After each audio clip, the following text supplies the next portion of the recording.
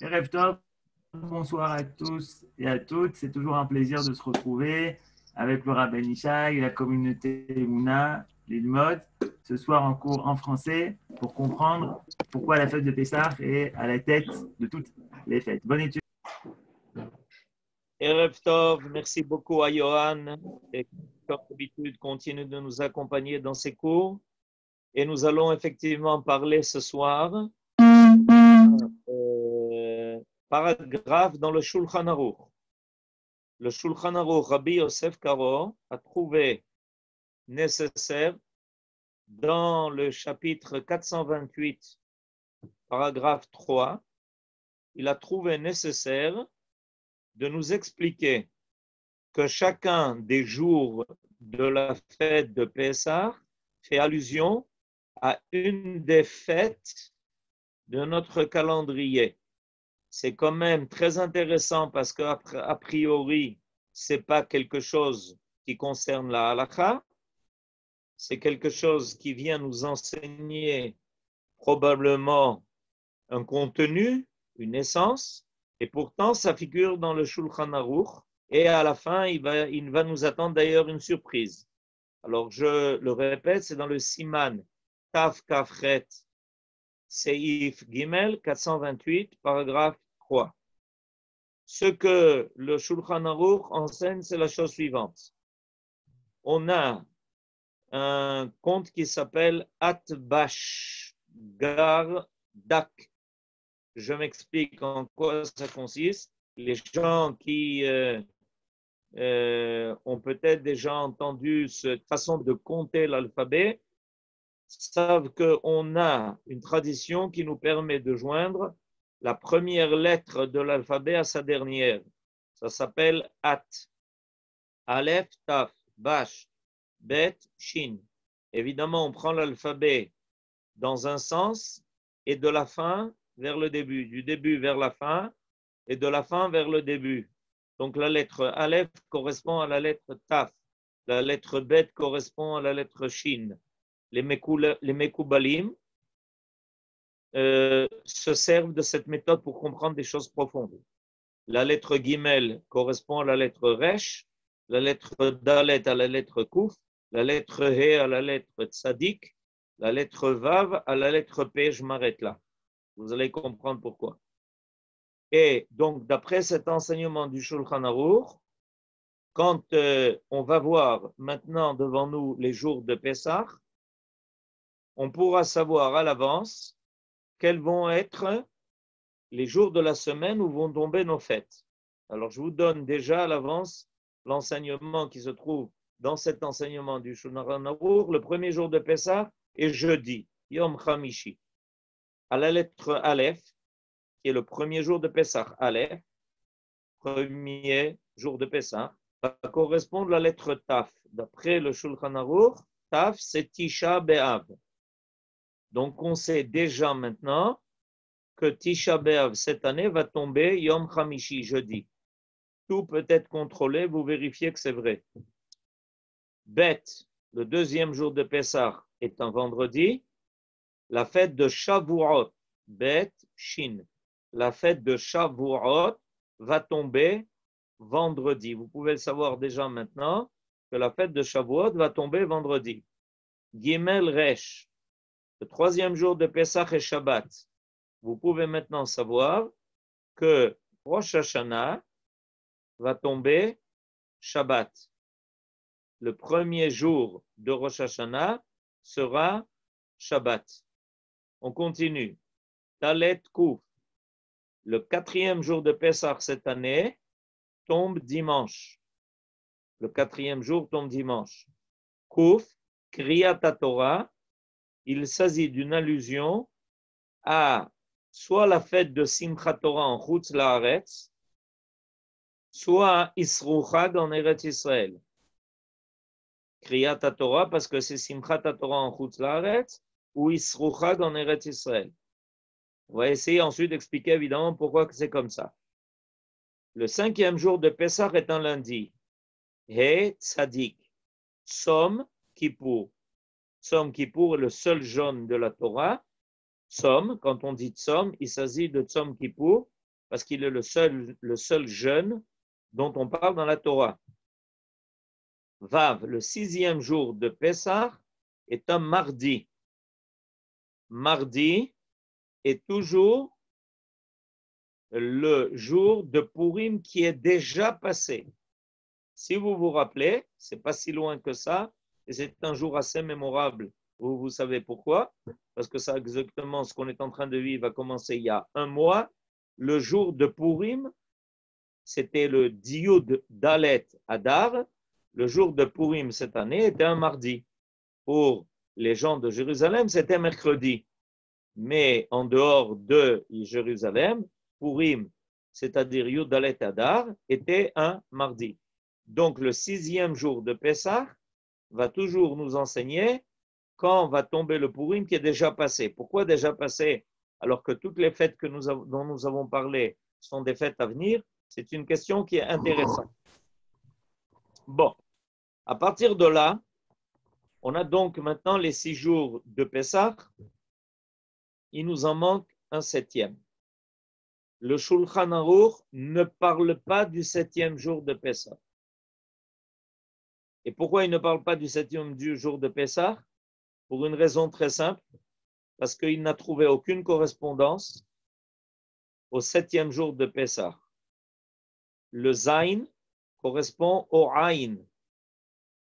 7, 70. C'est facile à retenir.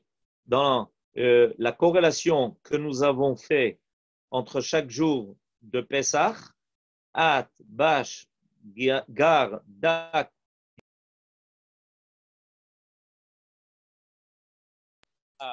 quand on est arrivé au 7e jour de Pessah Zain, 7e jour Zain 7, on a correspondance, la lettre Ain. La lettre Ain, c'est 70. Le Shulchan Aruch n'a trouvé aucune fête qui correspondait au 7e jour de Pessah. Il y a un sage de notre génération qui l'a trouvé. La seule fête qui tombe, qui correspond à la lettre Ain, c'est Atzmaout. Et il s'avère que le jour de Yom Atzmaout tombe toujours le même jour que de la semaine, que le 7e jour de Pessah, Atzmaout. C'est-à-dire, Yom Revi, cette année, le 7e jour de Pessah est mercredi, le premier est jeudi, le dernier jour 7e en Israël est mercredi, et ça va être toujours le jour où va tomber le jour de la fête de Yom Ha'atzmaut, qui commence par Aïn, et qui correspond au même jour de la semaine. Ce Rav Abourbeye a écrit un livre de halakha très important qui s'appelle Netivei Am, dont on rappelle très souvent ces psakim, et ça a été la grande surprise qui a complété le décompte qu'a fait le Shulchan Aruch. Le Shulchan Aruch, lui, n'a pas signalé le jour de Yom Ha'atzmaut, et pour cause. Il a été écrit il y a 5 siècles. Et tout d'un coup, quelqu'un a découvert que le 7e jour de Pessah, c'est-à-dire la fin de la Géoula d'Israël, de la sortie d'Égypte, d'antan, correspond exactement au jour de la Géoula de nos jours. Mais on y reviendra. Avant d'arriver à Yom Ha'atzmaut, je vais évidemment commencer par chacun des jours de Pessah et sa correspondance avec une fête. Pourquoi il est très important d'après le Shulchan Aruch, puisqu'il le marque, alors qu'a priori au niveau de la halakha, à part nous dire quel jour de la semaine ça va tomber, quelle va être la conséquence de ça? Eh bien, parce que, mes amis, figurez-vous que, en fait, si on vit Pessah comme il le faut, on est en train de préparer la suite. On est en train de préparer tous les jours importants de notre calendrier. C'est-à-dire, de façon embryonnaire, en noyau, la fête de Pessah va contenir tous les jours à venir. Vous vous rendez compte un peu de la grandeur de cette fête et de sa dimension. Ce que le Shulchan Aruch nous enseigne en fait, c'est de nous dire, sache une chose, la façon dont tu vas vivre ton Pessah, c'est en fait ce qui va donner un autre contenu à tous les jours de fête qui vont venir. Et on va essayer ce soir ensemble, dans le cadre de cette étude, de comprendre comment la fête de Pessah est à la tête de toutes les fêtes. Et comme si on prend les choses dans leur sens propre et littéral, à la tête, ça veut dire qu'elle est leur tête. C'est-à-dire que c'est comme un corps qui a une tête. Là-bas s'y trouve la pensée. Selon ce que l'on va penser, on a déjà fait une étude sur l'importance de la pensée, de la kavana, on va en fait proposer déjà un contenu aux fêtes qui sont à venir en fonction de la correspondance et de la corrélation dont on a parlé entre chacun des jours de Pessah et chacune des fêtes qui vont venir. Alors on commence. On a dit qu'au premier jour de Pessah correspond Tisha B'Av, mais c'est triste. Et le Shulchan Aruch, c'est le seul jour d'ailleurs où il amène un remez, une allusion à ça en disant Al matzot umrorim yochlu'u. C'est-à-dire que le premier jour de Pessah, on a l'obligation de consommer le Korban Pessah, mais on mange en même temps de la matzah et du maror. Ça veut dire qu'on sait que dans le contenu de la sortie d'Égypte, il y a un côté de joie, il y a un côté qui va nous faire fête, mais en même temps un côté de fête, mais il y a aussi un côté de maror, un côté amer. Et pourquoi est-ce qu'il y a un côté amer? Parce que la sortie d'Égypte n'a pas été la fin de notre délivrance, mais seulement son début, le premier jour de Pessah. Dès le premier jour de Pessah, on doit penser qu'en fait, avec la sortie d'Égypte, on n'a pas un aboutissement, mais on a un départ. Et que malheureusement, ensuite, on va vivre souvent des moments de maror. On est sorti d'Égypte, mais la génération qui est sortie d'Égypte n'est pas la génération qui a vécu l'entrée en Eretz Israël. Quelqu'un m'a posé une question intéressante. Il m'a demandé comment se fait-il qu'on n'a pas fêté le 10 Nissan, le jour où on a passé le Jourdain. Le 10 Nissan, c'était Shabbat. C'est le jour où on a passé le Jourdain. On aurait dû fixer une fête, la fête de l'entrée en Eretz Israël, puisque le but de la sortie d'Égypte était de rentrer en Eretz Israël. Or, il n'a pas été fixé une fête pour ça. Réponse, parce que malheureusement, on est entré en Eretz Israël, mais on en est sorti.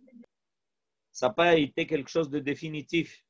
On est rentré en Eretz Israël et puis le Beth Amikdash a été détruit. On est parti en exil en Babylonie. Jusqu'à présent, une partie des Juifs sortis dans cet exil ne sont pas encore revenus, imaginez-vous. Depuis ce temps-là, il y a une partie des Juifs qui n'ont pas terminé leur exil. Quelque chose d'amer. On est revenu en Eretz Israël et à nouveau, il y a eu une deuxième destruction du temple. Et cette fois-ci, on est parti en exil pour l'exil de Rome et qui a duré 2000 ans. Et qu'est-ce qu'on n'a pas passé durant cet exil? Beaucoup de maror, beaucoup d'amertume. Donc, le premier jour de Pessah nous dit, fais attention, tu sors d'Égypte, mais il y a quelque chose qu'il faut récupérer. Ce qu'il faut récupérer, c'est ce qui a provoqué Tisha B'Av. Et qu'est-ce qui a provoqué Tisha B'Av selon la tradition de nos sages? Ce qui a provoqué Tisha B'Av, c'est que la génération qui est sortie d'Égypte n'a pas voulu rentrer en Eretz Israël. Ça s'appelle Chet HaMeraglim. Quand est-ce qu'a eu lieu le Chet HaMeraglim, la faute des explorateurs? Le 9 Av. Donc le premier jour de Pessah vient nous enseigner, faites attention de ne pas arriver par votre sortie d'Égypte au 9 Av. C'est-à-dire, fêtez Pessah, fêtez la sortie d'Égypte et ne pas penser à Eretz Israël. On termine le Seder en disant les Shana Ba'a Birushalayim. Donc, dès qu'on vit le premier jour de Pessah, on doit tout de suite penser, si j'ai la moindre occasion qui se présente à moi, et aujourd'hui je suis en galoute, comme on le dit dans Al-Ahma'ania, la première occasion qui se présentera à moi, je ferai tout de suite l'effort pour quitter l'Égypte. L'Égypte qui est la mère de tous les exils. Je n'attendrai pas une minute. Je ne ferai pas le compte que l'année prochaine, je ferai aussi Pessah en exil, si j'ai la possibilité de sortir. Parce que le premier jour de Pessah est le tikkun de Tisha B'Av. Et c'est pour ça que dans la correspondance des fêtes, le premier jour de Pessah Aleph correspond à Tav Tisha B'Av. Ce n'est pas un jeu de lettres, c'est sérieux. C'est quelque chose qui vient nous interpeller en nous disant tu n'as pas le droit de vivre la sortie d'Égypte, c'est-à-dire de fêter Pessah sans penser tout de suite à ton arrivée en Eretz Israël. Et combien de choses le soir du Seder sont là pour nous rappeler Eretz Israël, précisément. C'est la fin de Dayenu. Pour nous dire, le premier jour de Pessah, essayons de récupérer la faute des explorateurs, de ne parler que d'Eretz Israël en bien, de penser tout de suite à notre possibilité de quitter l'exil pour venir en Eretz Israël. Et en fait, ça sera ce qui va compléter, ce qui va terminer, ce qui va achever la sortie d'Égypte. On passe au deuxième jour de Pessah. Le deuxième jour de Pessah, Bet, correspond à Shin Shavuot. Shavuot, comme on le sait, c'est le don de la Torah. Quel rapport entre Pessah et la fête de Shavuot? Premièrement, à partir du deuxième jour de Pessah, on va commencer à faire le décompte du Homer. Quand est-ce qu'on fait le décompte du Homer?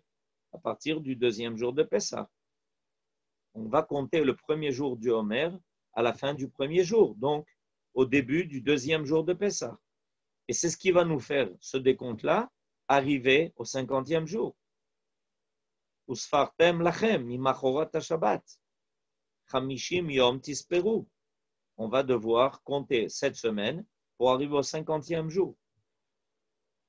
Et il n'y a pas de date à la fête de Shavuot dans la Torah.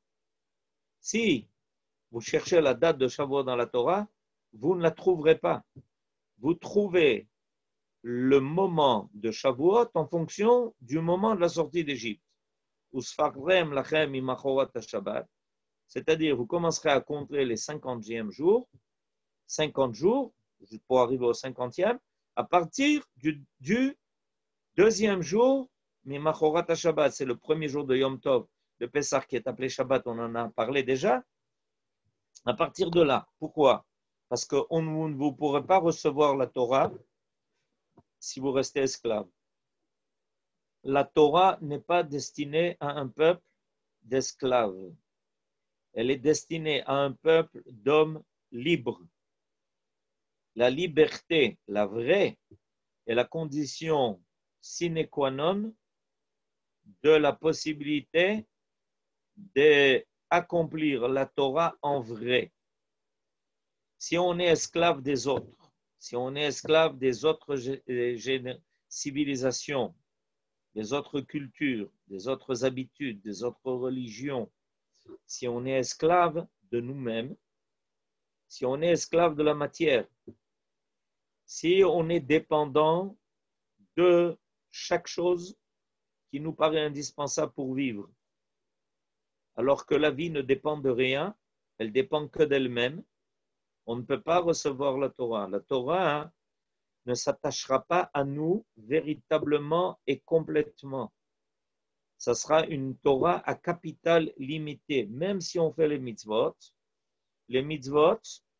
ne seront pas du profond de notre volonté, parce que notre volonté est dépendante et sous condition.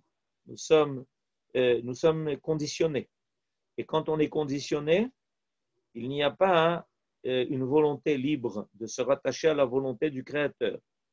Donc, le deuxième jour de la fête de Pessah vient précisément nous dire, maintenant que vous êtes libre, que vous êtes sortis de tous les esclavages possibles et imaginables, vous pouvez vous mettre en route pour recevoir la Torah. Vous allez compter 50 jours et vous allez pouvoir arriver à la Torah. Donc, c'est un travail énorme. Et ce travail, on peut le faire à Pessah.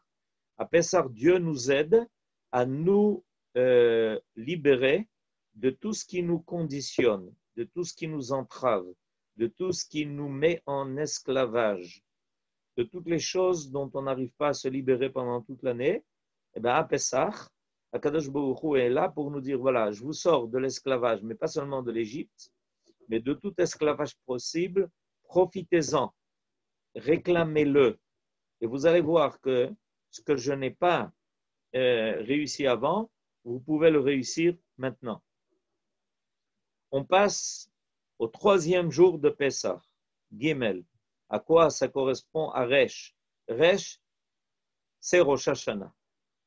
Comment se fait-il que l'on trouve dans la fête de Pessah une allusion à Rosh Hashanah? Parce qu'en fait, on a deux débuts d'année. On a, selon la Torah, un début d'année en Nissan. On a, selon la tradition orale, un début d'année à Rosh Hashanah, à Tishrei. On a deux pôles. Il y a ici deux pôles. Il y a un pôle qui est, selon la Torah écrite, ça on l'a vu dans la paracha de Bo, ce début d'année se fait à Nissan. Rishonu lachem lechodshei Hashanah. On a un deuxième début d'année qui cette fois-ci est où quand? À Tishrei. Alors comment se fait-il qu'on a ces deux traditions, une écrite et une orale? Pourquoi avoir deux Rosh Hashanah? Parce qu'il y a deux dimensions de Itratshut. Il y a un renouvellement qui se fait. Dans l'idéal, le grand renouveau se fait en Nissan. La preuve, c'est que Nissan est appelé Chodesh HaAviv, le mois du printemps. C'est-à-dire quoi? C'est le mois du renouvellement. La nature se renouvelle. Birkat Ha'ilanot, c'est le temps de le faire si on n'a pas encore fait. Il y a un renouvellement de la nature, il y a un renouvellement de l'homme, il y a un renouvellement du monde, il y a la naissance du peuple d'Israël en tant que peuple. Le peuple d'Israël va amener au monde une renaissance. Pas une renaissance culturelle, mais une renaissance morale, une renaissance spirituelle. On va amener au monde une autre dimension de vivre, qui cette fois-ci va amener l'homme à être noble et non plus être esclave. Parce que l'esclavage, c'est le contraire de la noblesse. Nos sages disent beaucoup de choses sur les esclaves, qui dénotent quoi? Leur manque de noblesse. Alors que le peuple d'Israël s'appelle Bnei Melachim. Nous sommes tous des fils et des filles du roi et de la reine. Donc, l'essentiel en fait du renouvellement se fait à Nissan. Mais il y a un parcours à faire. Ce parcours, c'est Tshuva Mi'ira. La Tshuva Mi'ira se fait quand? Elle se fait à Elul et elle se fait à Tishrei. Ce qu'on a l'habitude d'appeler Yamim Noraim. C'est-à-dire qu'avant d'arriver à cette Tshuva Mi'ava, où chacun de nous arrive à comprendre la grandeur qu'il porte en lui, la grandeur d'appartenir à ce peuple qui est le peuple d'Israël, qui est l'associé que le Créateur a pris dans son monde pour donner à son monde une renaissance. Avant cela, chacun de nous doit faire le compte. Le compte de ce qu'il a à récupérer, des fautes qu'il a surmontées, d'être suffisamment propre pour pouvoir être complètement attaché à l'identité d'Israël. Le Rav Kook a un très beau passage dans le livre de Oroth où il dit que la tchouva de chacun de nous doit l'amener à sentir en lui une grandeur, à se sentir grand. Si on se sent petit, ça veut dire qu'il y a en nous des choses qui entravent notre sentiment d'appartenir à un peuple qui est grand. Ve'esra le goy gadol. Le Ham Israël est un goy gadol. Mais comment se fait-il que si j'appartiens à un peuple qui est gadol, je me sens des fois si petit? Certains diront, c'est par modestie. Nachon, la modestie est au niveau individuel, mais elle ne doit pas être au niveau de l'identité. Nous devons être fiers d'appartenir à Goy Gadol. Quelle chance nous avons aujourd'hui d'appartenir au peuple d'Israël et d'être en Eretz Israël et de vivre cette Géoula.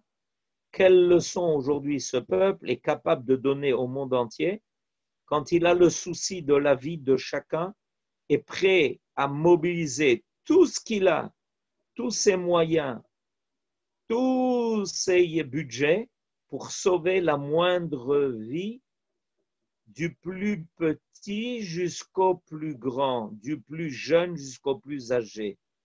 Personne n'est abandonné.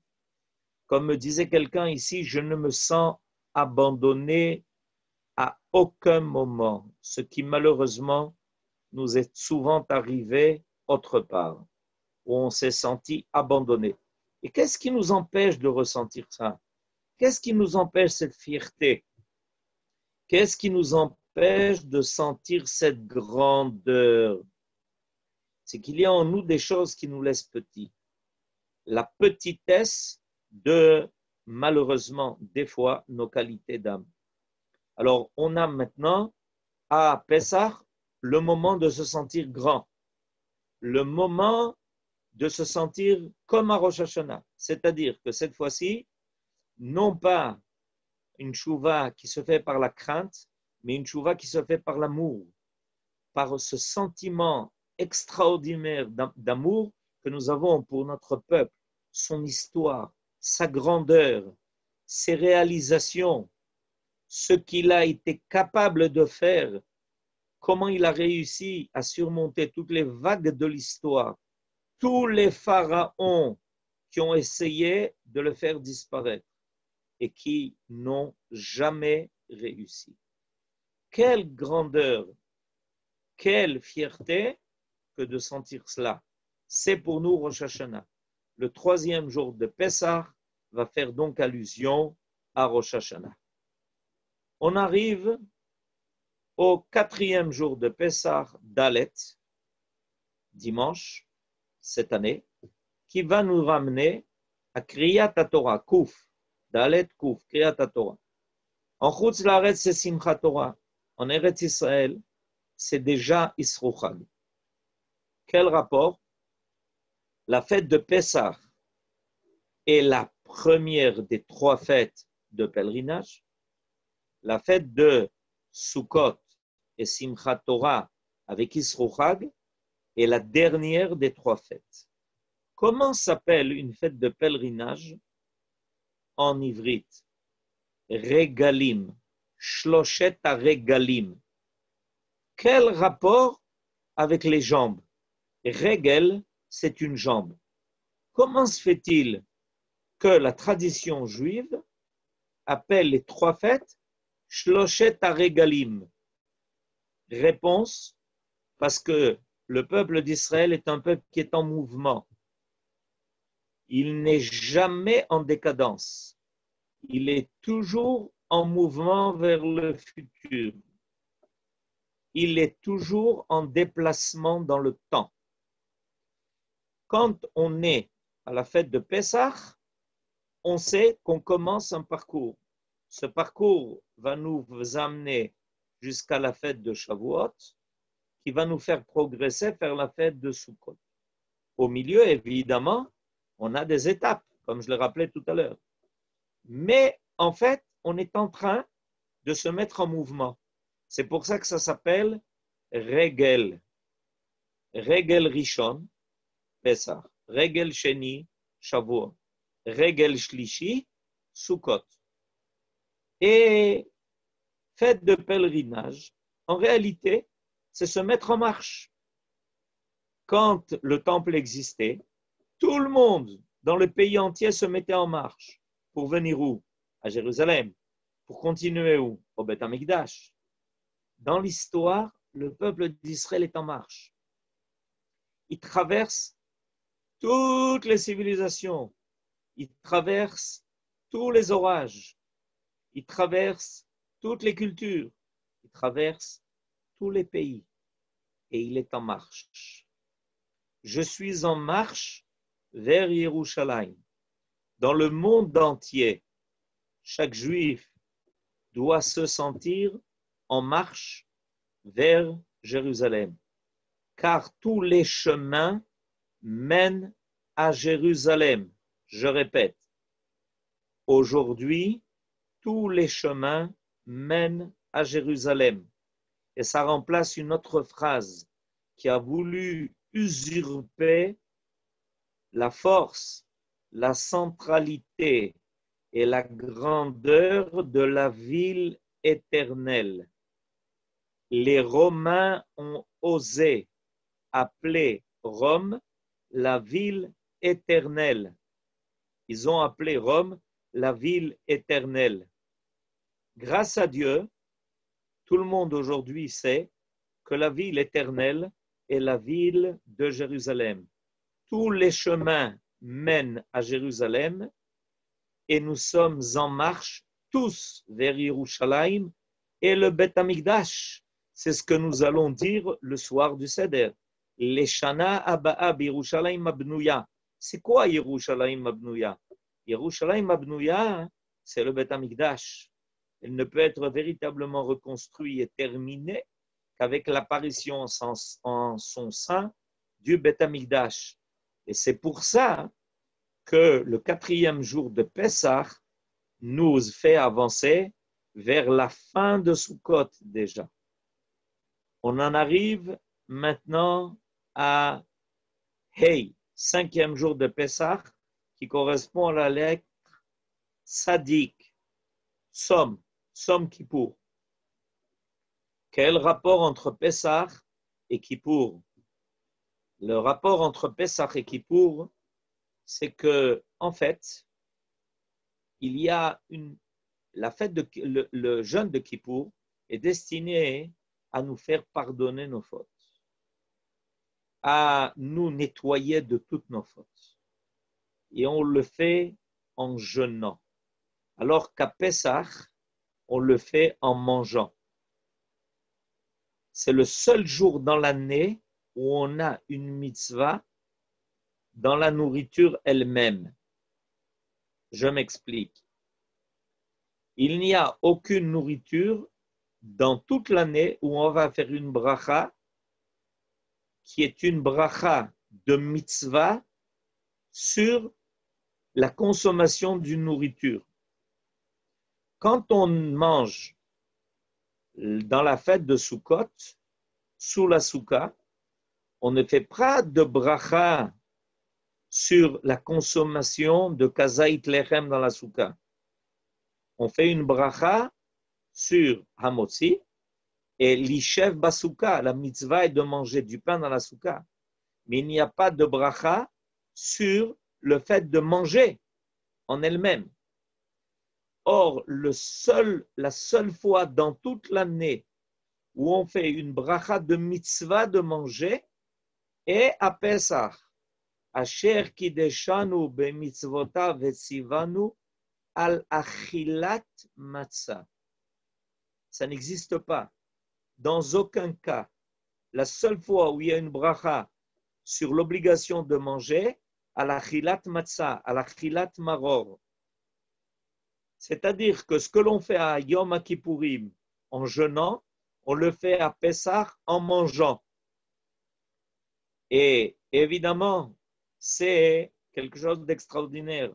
Notre bouche sert à consommer quelque chose qui est une mitzvah et notre bouche va servir à parler et c'est une mitzvah. On a une mitzvah de parler le soir du Seder. On a une mitzvah de parler à Pessah et de raconter Kol ha'marbel esaper beyetziat Mitzrayim, harei ze meshubach. La bouche, P, c'est la bouche. Sach doit parler. Sicha, Pesach. Le remez qu'a donné le Sfat Emet. La bouche consomme un aliment qui est une mitzvah et va sortir des paroles qui sont une mitzvah. Imaginez-vous ce qui nous arrive à Pesach. La centralité de cette bouche qui va servir à consommer et à parler. La même bouche. Ça, hein, c'est ce qu'on peut faire à Pesach, non pas cette fois en jeûnant, mais cette fois en mangeant. Donc l'allusion à Yom Kippourim. Ce qui nous demande à Yom Kippourim de le faire en jeûnant, ça nous est réclamé de le faire à Pesach en mangeant. Quelle chance que l'on a de faire une mitzvah en mangeant et en amenant à cela un tikkun à tout ce qui va être mangé pendant toute l'année, à tout ce qu'on va consommer, aussi bien de la nourriture que de la boisson. On arrive maintenant au 6e jour de Pessah, Vav, c'est-à-dire mardi, Yom Shlishi, qui correspond à P, Purim. Mais à quel Purim? Celui qui est passé. Comment se fait-il que tout d'un coup, la fête de Pessah va faire une allusion à une fête passée? Réponse. Parce que la fête de Purim est une préparation à la fête de Pessah. Donc il s'agit de Purim qui est déjà passé. Nos sages, dans le traité de Megillah, parlent de l'ismor geoula le geoula. Ça veut dire quoi? Ça veut dire que pour arriver à la geoula de Nissan, il faut passer par la geoula de Hadar. Pourquoi? Parce que la geoula de Purim, c'est nous délivrer de Amalek. C'est la force de Binyamin. Mordechai Ish Yemini, qui va nous délivrer de Amalek. La force de Binyamin qui ne s'est pas prosterné devant Esav et la force qui est capable de nous délivrer de Amalek. Mordechai lo yichra velo yishtachave. C'est le Mashiach ben Yosef. À Nissan, on est déjà à l'étape d'après. Il s'agit de la Géoula qui cette fois est Shlema. À Purim, nous n'avons pas pu dire le Hallel. Pourquoi n'avons pas pu dire le Hallel à Purim?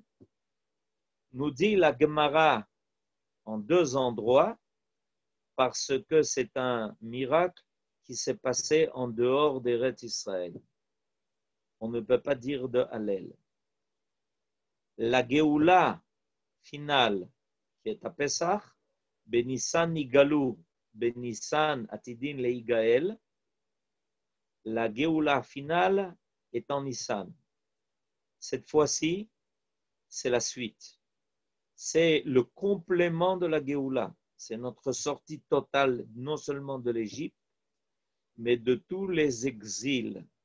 Et donc, c'est pour ça que la fête de Pesach va nous dire, tu sais, profondément, sérieusement, secrètement, la fête de Purim nous a préparé à Pesach. Une fois qu'on a surmonté Amalek à Purim, on peut maintenant se préparer au Beth Amikdash à Pesach. Parce que Pesach, c'est le Korban. Pesach, c'est l'agneau pascal. Or, le seul endroit où on peut amener l'agneau pascal, c'est au Beth Amikdash. Donc, après la Géoula de l'exil, il y a maintenant la Géoula qui nous amène à le complément, qui est un complément qui est total, qui cette fois-ci nous ramènera au Beth Amikdash. Jusqu'à présent, tout ce que j'ai dit est déjà enseigné par le Shulchan Aruch, qui, comme je vous l'ai dit, dans son chapitre là, nous a donné une allusion à toutes les fêtes selon les 6 jours de Pessah. Et on en arrive au 7e. Cette fois-ci, le Shulchan Aruch s'est tu. Il s'est tu parce que, évidemment, ce n'était pas encore arrivé. Mais de nos jours, Baruch Hashem, c'est arrivé. De nos jours, on sait que après avoir quitté l'exil, avoir rejoint Eretz Israël, après nous y être installés par le kibbutz Galouyot, le retour des exilés, c'est comme ça que ça s'appelle, kibbutz Galouyot, qui est le signe de la Géoula de la fin des temps, on doit acquérir une indépendance, Atzmaout. Et voilà que par providence extraordinaire, nous a été dévoilé que le 7e jour de Pessah, mercredi, correspond au He Benissan, Atzmaout, Zain, Ain, Zain, Ain. 7e jour. 7e jour de Pessah qui évidemment nous fait le rappel des 7 jours de la création.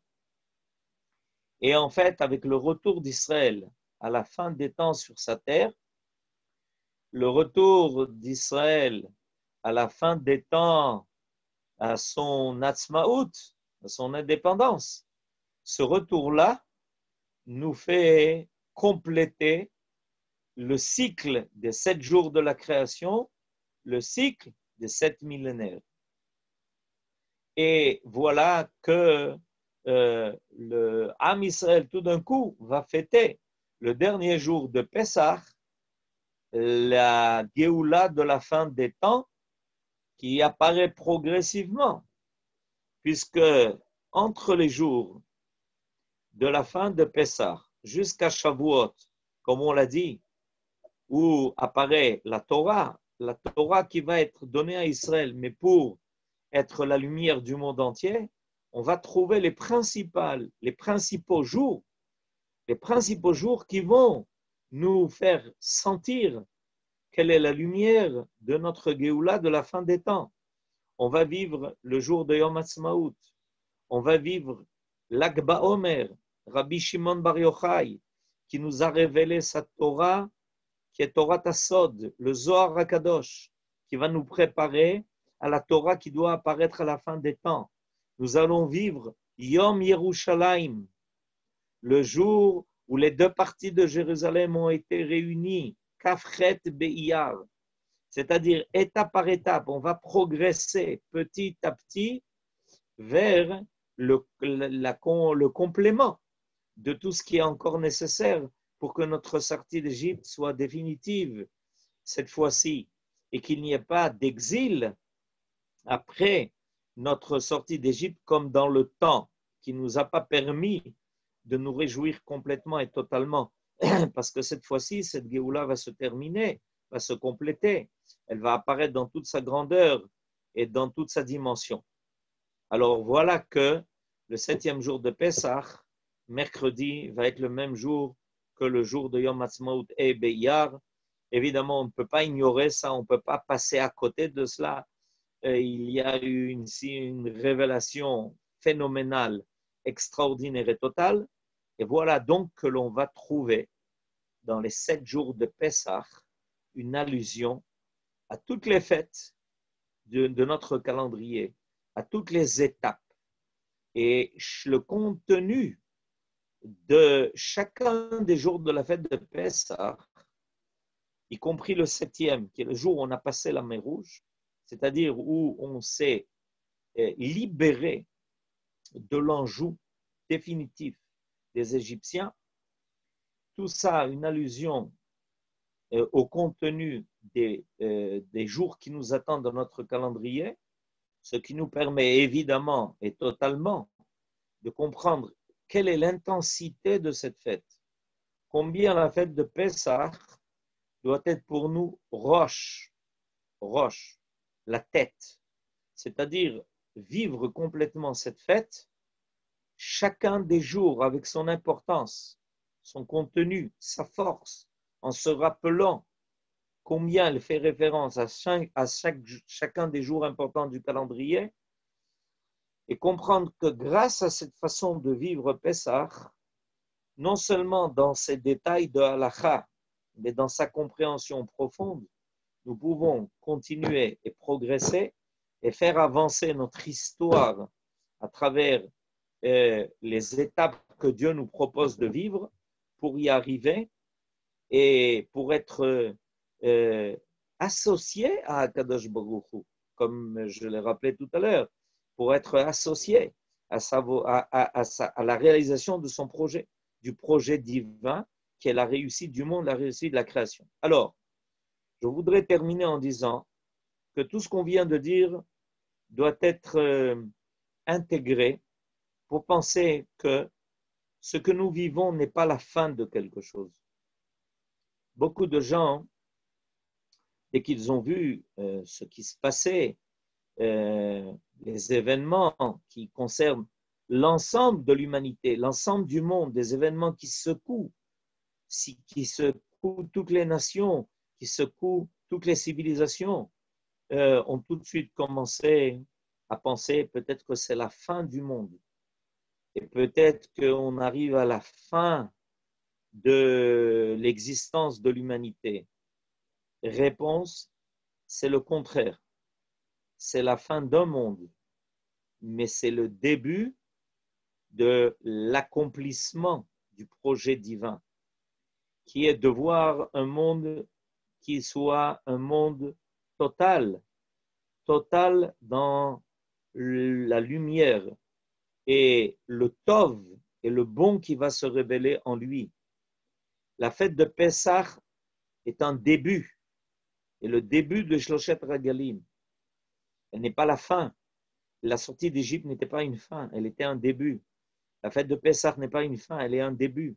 Elle va faire allusion à tous les jours qui vont venir.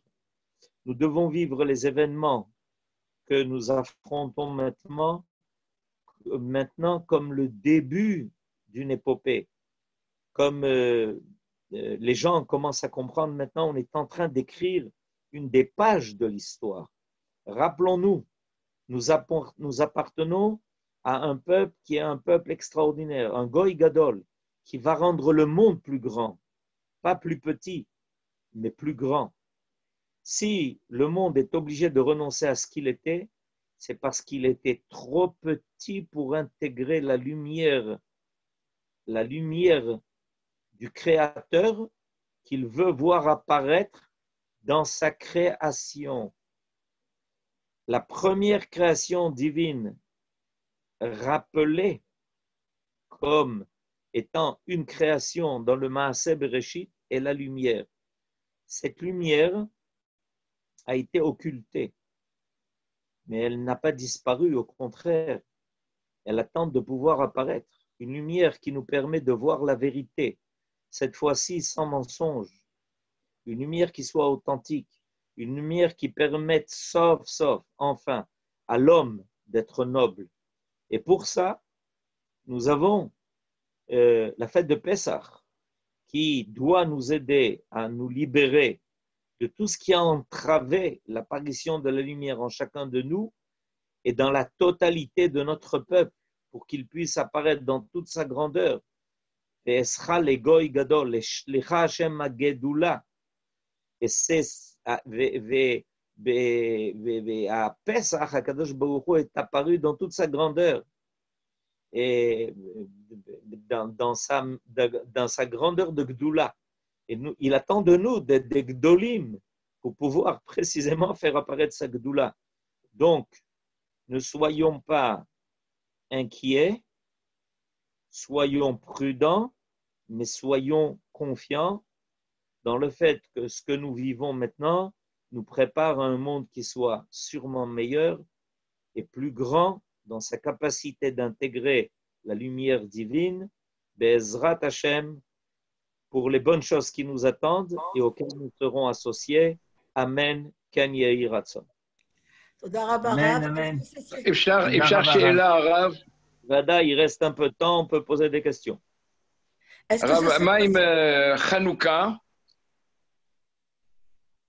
Alors, comment se fait-il que la fête de Hanouka ne soit pas rappelée là-dedans? La fête de Hanouka est, d'une certaine façon, est l'apparition de la lumière dont j'ai parlé. La lumière dont j'ai parlé apparaît à Hanouka. Mais la fête de Hanouka vient nous rappeler qu'on espère la lumière de la menorah. C'est pour ça que les jours de la fête de Pessah nous amènent jusqu'à la fin des 3 fêtes.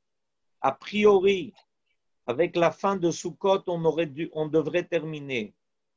Si ensuite on a besoin de la fête de Hanouka, c'est parce que malheureusement, le cycle des 3 fêtes ne s'est pas terminé avec l'apparition du Beth Amikdash. Sachez qu'on a reçu la mitzvah de faire le Mishkan tout de suite après Yom Kippour. Et le Mishkan a fini d'être construit déjà le 25 Kislev. Il n'a été édifié que le 1er Nissan. Et on avait besoin de la fête de Hanouka pour nous rappeler que même en exil, on avait encore une lueur d'espoir. C'est les fêtes de Hanouka. Mais la fête de Pessah, elle parle de l'achèvement de la Géoula jusqu'à la fête de Sukkot dans sa totalité. C'est pour ça que la fête de Hanouka n'est pas rappelée, parce que finalement, la menorah qui reviendra de Rome au Beth Amikdash, à nouveau resplendira avec toutes ses lumières, et on aura à ce moment-là non plus besoin de rappeler la menorah, puisqu'elle illuminera de toutes ses lumières dans le Beth Amikdash. Amen. Rav, s'il vous plaît, est-ce que ce serait possible de dédier ce cours à mon beau-frère Zichrono Livracha qui est niftar juste 3-4 jours avant Pessah? Et son nom, c'est Patrick Yoshua Ben Rose. Amen. Leilou Nishmato Bezrat Là-bas, puisqu'elle est Toda mitzvah. Rabba, Arav, Toda Rabba à tout le monde. Hashem. On a encore 3 rendez-vous importants, les amis, avant Pessah. Demain matin, rendez-vous à 10h avec le Rav Ben Ishai, cours en français. On enchaînera directement sur le même lien avec un cours de Rav Ethan Fison, cours en français. Donc le Rav cours en hébreu le matin à 10h. À 11h, cours en français avec Ethan Fison. Et mercredi matin, le Rav nous fera le plaisir à 8h30 précise de faire Siyum Masechet Iruvin. De 8h30 à 9h30, on aura un Siyum Masechet. Le Rav vous dit déjà de préparer vos assiettes. Il ne pourra pas vous les transmettre. Donc, préparez vos assiettes pour les jeunes Bechorot. Comme ça, vous pourrez casser le jeûne et grâce au Siyum du Rav. Erev Tov וחג שמח לכולם. תודה רבה. ערב טוב, חג שמח. תודה רבה.